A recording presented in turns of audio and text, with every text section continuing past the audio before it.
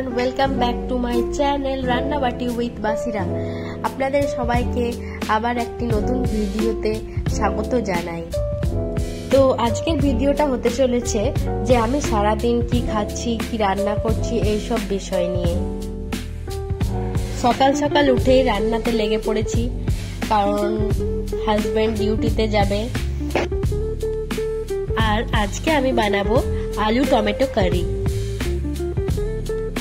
তার জন্য প্রথমেই আমি আলুগুলো ছিলে নিয়ে ছোট ছোট চৌকো চৌকো ভাবে কেটে নেব।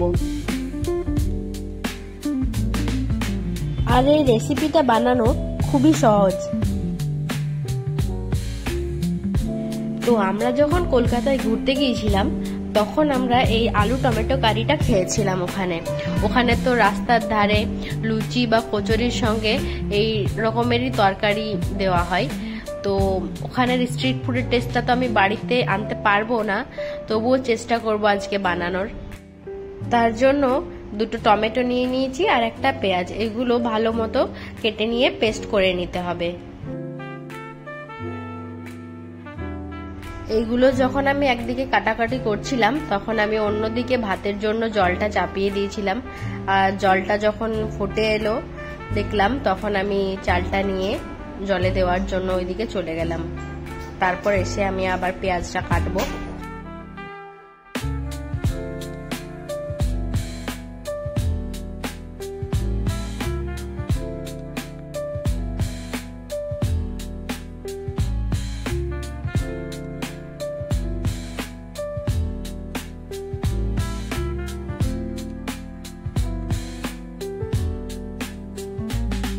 এই তো আমার পেঁয়াজ কাটা কমপ্লিট। এবার আমি এটা মিক্সিতে দিয়ে দেব পেস্ট করার জন্য।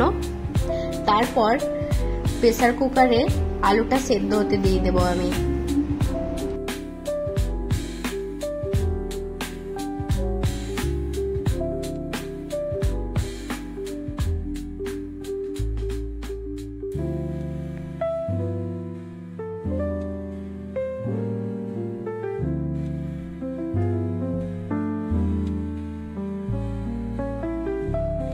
ভাতের চাল প্রায় ফুটে গেল, সেজন্য আমি ভাতটাকে নামিয়ে এবার কুকারটা চাপিয়ে দেবো আলুটা সেদ্ধ করার জন্য। কুকারে আলুটাতে মাত্র 3-4টে সিটি দিলেই হয়ে যাবে।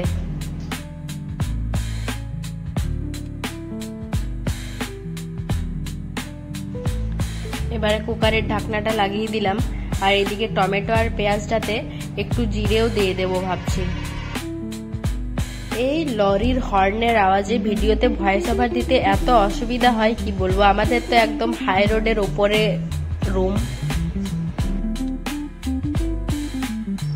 তারপর আমি এইদিকে কুঁদরিগুলো ধুয়ে নেব, এটা ভাজবো, কুঁদরি ভাজবো।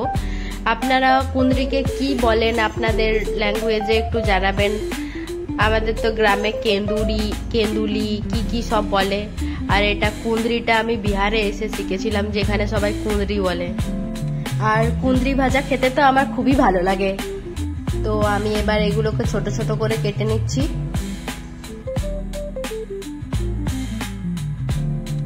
আশা করি আপনাদের ভালো লাগছে আজকের এই ভিডিওটি।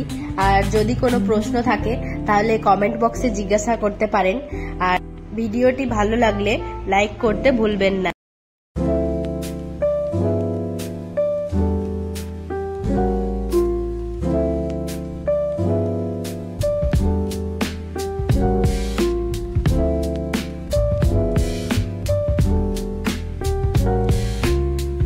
এই তো আমাদের কুকারে 4টের মতো সিটি পড়ে গেছে। তো আমি এবার কুকারটা নামিয়ে ভাতটা আরেকবারের জন্য চাপিয়ে দেব। এই তো আমার কুঁদরি আর পেঁয়াজ কাটা কমপ্লিট। আর এইদিকে ভাতটাও প্রায় হয়ে এসেছে।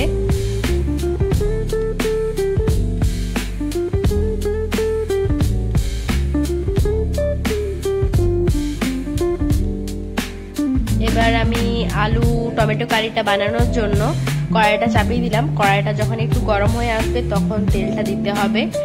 আর কড়াইটা দেখবেন যখন গরম হবে তবেই তেলটা দেবেন। আর তেলটা যখন একটু গরম হবে তারপর আমি দিয়ে দিলাম শুকনো লঙ্কা আর যে পেস্টটা বানিয়েছিলাম টমেটো পেঁয়াজ আর জিরে দিয়ে সেটা দিয়ে দিলাম।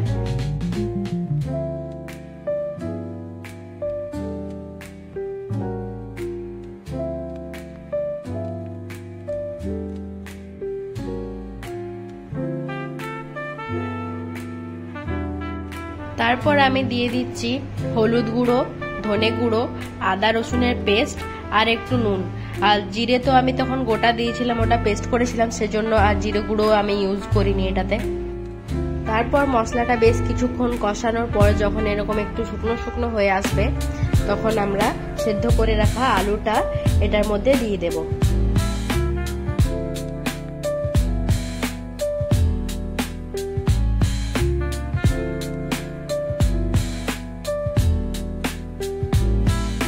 তারপর আলুটা দেওয়ার পরে আলুটাও কিছুক্ষণ ধরে মশলাটার সঙ্গে একটু হালকা করে ভেজে নেব, তাহলে টেস্টটা হয়তো আরো ভালো হবে।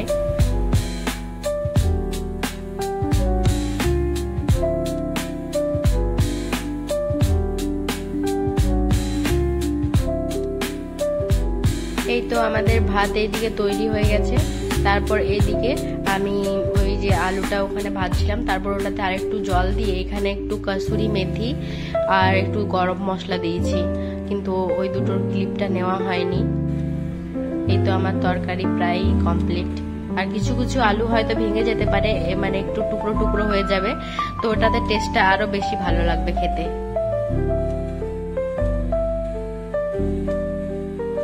তো আপনারা দেখলেন কত সহজে তৈরি হয়ে গেল আজকের আমাদের এই আলু টমেটো কারি। আপনারা অবশ্যই বাড়িতে এই রেসিপিটা চেষ্টা করুন এবং আমাকে জানান কেমন হলো। এটা আপনারা রুটি, লুচি, পরোটা, ভাত সবকিছু দিয়েই খেতে পারেন। এই তো আমার হাজবেন্ডের লাঞ্চ বক্স তৈরি।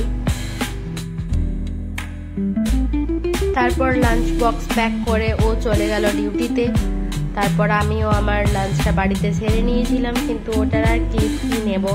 এটাই ছিল আজকের লাঞ্চে, ভাত, কুঁদরি ভাজা আর একটা সেদ্ধ ডিম আর ওই আলু টমেটো কারি। তারপর বিকেল হতে না হতেই চায়ের জন্য জল চাপিয়ে দিলাম। আমাকে চা খেতে খুব একটা ভালো লাগে না, কিন্তু আজকে চায়ের ক্রেভিংস হচ্ছিল আমার খুবই।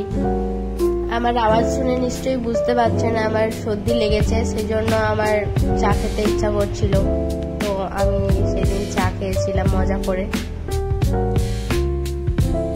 আর আজকে আমি চায়ের সঙ্গে যেটা খেলাম সেটাকে কি বলে আপনারা বলুন তো? সন্ধ্যেবেলায় ডিউটি থেকে আসার সময় আমার বর ফুচকা নিয়ে এসেছিল আমার জন্য, দিয়ে ফুচকা খেলাম সন্ধ্যাবেলায়।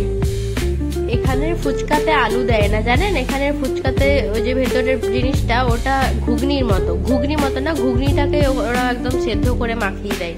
আর রাত্রে তারপর ওই চিকেন ফ্রাই করলো, তারপর চিকেন ফ্রাই দিয়ে একদম মজা করে ভাতটা খেয়ে নিলাম। যদি আমার আজকের ভিডিওটি আপনাদের ভালো লাগে থাকে তাহলে অবশ্যই একটি লাইক করবেন আর বন্ধুদের সাথে শেয়ার করবেন, আর আমার চ্যানেলটি সাবস্ক্রাইব করতে ভুলবেন না। আবার দেখা হবে নতুন কোনো রেসিপি নিয়ে, ততদিন ভালো থাকবেন, সুস্থ থাকবেন, ধন্যবাদ।